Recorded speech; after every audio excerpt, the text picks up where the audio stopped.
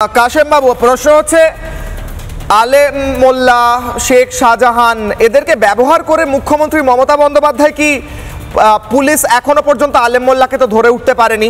আসলে প্রোটেকশন, আসলে এদেরকে প্রোটেকশন দিয়ে, দুষ্কৃতীদের প্রোটেকশন দিয়ে একটা গুন্ডা স্টেট তৈরি করে, একটা গুন্ডা মেশিনারি তৈরি করে রাখা। ভোলা বাবু বলছেন স্পষ্ট ভাষায়, আমি আলেম মোল্লাকে দেখেছি স্টিয়ারিংয়ে বসেছিল কালো সোয়েটার পরে।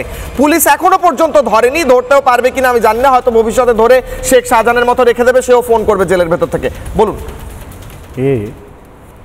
কিশলয়দা, অতীত থেকে আমাদের শিক্ষা নিতে হবে।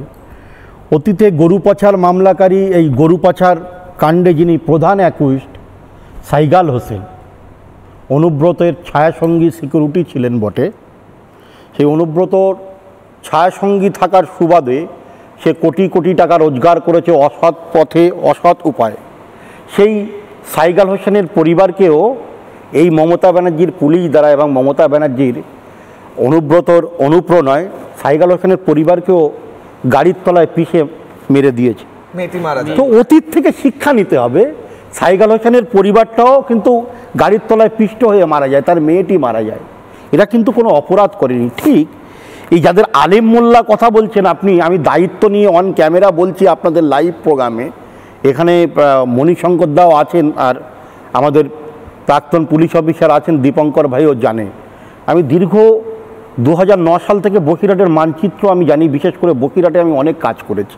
এই আলিম মোল্লা, আপনি সরবেরিয়া আগারাটির যে মেন মার্কেট আছে, Shahjahan Sheikh market, super market, কয়েক হাজার কোটি টাকার প্রজেক্ট, এই আলিম মোল্লাকে আপনি সন্ধ্যাবেলা ওখানে মুসলিম শেখের পার্টি অফিস আছেন, যিনি সরবেরিয়া আগারাটির প্রাক্তন প্রধান, এবং মুসলিম শেখ হচ্ছেন শাহজাহান শেখের গুরু, প্রাক্তন প্রধান। ইনফরমেশন দিয়ে রাখি, এই মুসলিম শেখ, সবিতা, এরকম কয়েকজনের নাম শুনুন, আমি বলছি আপনাকে, আমাকে বলতে দিন, আমি বলছি।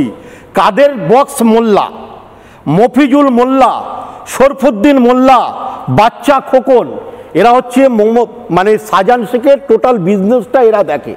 কোথায় ভেড়ি দখল হবে, কোথায় কি হবে, আর রিমোট কন্ট্রোলটা আলিপুর প্রেসিডেন্সি জেলে আছে।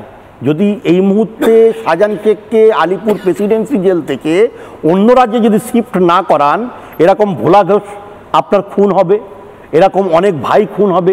আজকে যে প্রদীপদা, আজকের আমি পদ্মদির সামনে কথা বলতে আমার ধৃষ্টতা মাফ করবেন, যে প্রদীপদা, দেবদাস দা, সুকান্ত দা এই শাহজাহান শেখের বাহিনীর হাতে খুন হলেন, আজও সিবিআই তদন্ত চলছে। আজও যে যারা অপরাধী তারা প্রকাশ্য ঘুরে বেড়াচ্ছেন। আর এই শরফুদ্দিন মোল্লা, এই মফিজুল মোল্লা, এ শাহজাহান শেখের টোটাল এই সাম্রাজ্যটা চালাচ্ছেন, পরিচালনা করছেন। সাম্রাজ্য যদি চলে, এবং স্লিপার সেলরা অ্যাপসগুলো ব্যবহার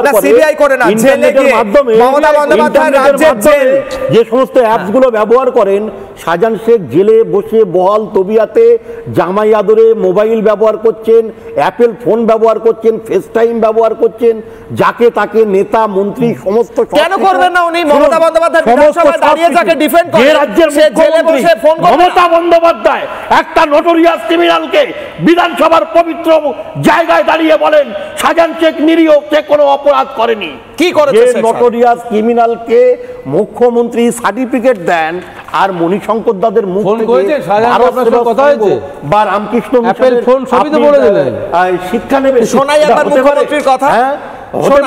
মুখ্যমন্ত্রীর বক্তব্য একবার শোনানো এখানে প্রয়োজন। নিরাপত্তার দায়িত্ব কার? পুলিশের। মুখ্যমন্ত্রী মমতা বন্দ্যোপাধ্যায়ের বক্তব্য শোনাবো। বিধানসভায় দাঁড়িয়ে শেখ শাহজাহানকে ডিফেন্ড করেছিলেন, ঐতিহাসিক কাণ্ড সৃষ্টি করেছিলেন মমতা বন্দ্যোপাধ্যায়। শুনে নিন, মমতা বন্দ্যোপাধ্যায় শেখ শাহজাহানকে বিধানসভায় দাঁড়িয়ে ডিফেন্ড করছেন। কি এমন মজবুরি, যে হিন্দিতে কথা বলা হয়, কি এমন আপনার প্রয়োজন ছিল ম্যাম? প্রয়োজন তো ছিল, কারণ এদেরকেই কি ব্যবহার করেন? আসবো ব্রহ্মাস্ত্রে। আগে মমতা বন্দ্যোপাধ্যায়ের বক্তব্য। আগে টার্গেট শেখ শাহজাহান, ওকে টার্গেট করে ইডি ঢুকলো, তারপরেই সবাইকে বার করে দিয়ে তারপরে ওখানে আদিবাসী মাইনরিটিদের মধ্যে ঝগড়া লাগিয়ে দিল। আগে তো আমাকে জানতে হবে ব্যাপারটা কি, নাকি কাকে কার নিয়ে পালিয়ে গেল বলে আমিও পালাতে শুরু করলাম। বেশ, কন্টিনিউ করুন, শেষ করুন। আপনি ইডির খাতায় যে ফেরার আছে শাহজাহানের নিজের ভাই ডাক্তার সেরাজুল, হাতুড়ে ডাক্তার সিরাজুল আজকে 1 বছর 1.5 বছর অতিক্রান্ত হয়ে গেল, তাকে পাওয়া যাচ্ছে না। সে কোথায়, তাকে খুঁজে পাচ্ছে না, রাজ্য পুলিশও খুঁজে পাচ্ছে না, সিবিআইও খুঁজে পাচ্ছে না, রেড কর্নারের নোটিশও পড়ে গেছে, কোথাও খুঁজে পাচ্ছে না। কিন্তু আমরা লোকে লোকে শুনছি যে মণ্ডল পরিবার যারা দাবি করছে যে এই শাহজাহান সুপার মার্কেট কয়েক হাজার কোটি টাকা দিয়ে শাহজাহান শেখ তৈরি করেছে, তারা বলছে আমাদের জমি, আমাদের নামে রেকর্ড আছে, আমাদের নামে পর্চা আছে, এটা আমাদের অধিকার, আমাদের জমি জোর করে কেড়ে নিয়ে শাহজাহান এই মার্কেট তৈরি করেছে, কোটি কোটি টাকার সাম্রাজ্য তৈরি করেছে, আমরা আমাদের জমি ফেরত পেতে চাই। আজকে কোথা থেকে ঠেট আসছে? এই দেখুন আলিম মোল্লারা, কাদের মোল্লারা, মফিজুল মোল্লারা, শরীফুদ্দিন মোল্লা এবং বাচ্চা পুলিশের খাতায় ফেরার, পুলিশের খাতায় ফেরার, এরা পুলিশের খাতায় ফেরার মণ্ডল পরিবার এই ঠেট পাওয়ার পরে সন্দেশখালী থানায় দ্বারস্থ হয়, তাদের একটা এফআইআর পর্যন্ত এই পুলিশ নেয়নি। এই পুলিশ কতটা নির্লজ্জ বেহায়া মানুষের নিরাপত্তা দিতে পারে? আজকের ভোলা ঘোষ খুন হবে, কালকে শাসকের বিরুদ্ধে গিয়ে কথা বলবে। আমার প্রশ্ন হচ্ছে এই আলেম মোল্লা তো নাকি ফেরার পুলিশের খাতায়, সিবিআই এর খাতায়, সে লরি কি করে চালাচ্ছিল? 30 সেকেন্ড। দেখুন, আলেম মোল্লা লরি চালাচ্ছিল এটা যেমন বিষয়, আমি এখানে বসে সংশয় প্রকাশ করছি একদম ক্যামেরার সামনে। আলেম মোল্লাকে পরে খুঁজে পাওয়া যাবে তো? এমন হবে না তো আলেম মোল্লাকে আর কোনোদিন পাওয়া গেল না? একদম একদম এইরকম ভাবে এরকম কথা শাহজাহানের নামে তো এক জায়গায় নয়। শাহজাহান শাহজাহান বাংলায় অনেক আছে এবং ঘটনা ঘটেছে। আজকে আলেম মোল্লা কেন বাইকে, ওখানে কে বাইক নিয়ে দাঁড়িয়েছিল? যখন আজকে নিজেই বলছেন, ভোলানাথবাবু বলছেন আমরা যখন বেরিয়েছি আমাদেরকে ফলো করা হচ্ছে, তার বাইটে তিনি বলছেন। তাহলে আলেম মোল্লার জন্য ওখানে গাড়ি নিয়ে কে দাঁড়িয়েছিল মোটরসাইকেলে, কে অপেক্ষা করছিল অ্যাক্সিডেন্টটা করার পর, ভোলানাথবাবুকে শেষ করার পর? সেটাই তো ভেবেছিল ভোলানাথবাবু থাকবে না, ভাগ্যক্রমে তিনি বেঁচে গেছেন, তার পুত্র সন্তান মারা গেছেন।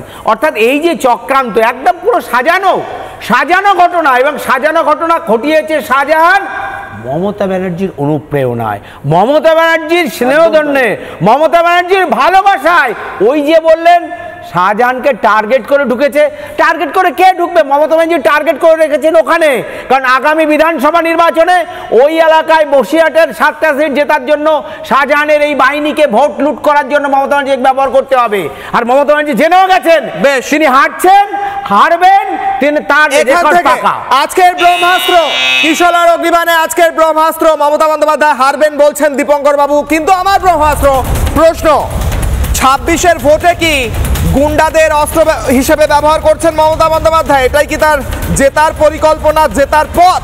অভিযোগ করছে বিজেপি। এক্ষুনি বললেন দীপঙ্কর বাবু। আমি আলোচনায় আসার আগে, ডিবেটের আসার আগে আরও একটা ব্রেকিং নিউজ কিশোর অগ্নিবাণে এই মুহূর্তে অত্যন্ত গুরুত্বপূর্ণ এক্সক্লুসিভ ব্রেকিং নিউজ উঠে এসছে। ভোলা ঘোষ বিস্ফোরক অভিযোগ করেছে। নানা ধরনের কন্টেন্ট দেখার জন্য লাইক করুন, শেয়ার করুন আমাদের ফেসবুক পেজ, সাবস্ক্রাইব করুন আমাদের ইউটিউব চ্যানেল। পাশাপাশি অন্যান্য ব্রেকিং নিউজের জন্য অবশ্যই চোখ রাখুন রিপাবলিক বাংলায়।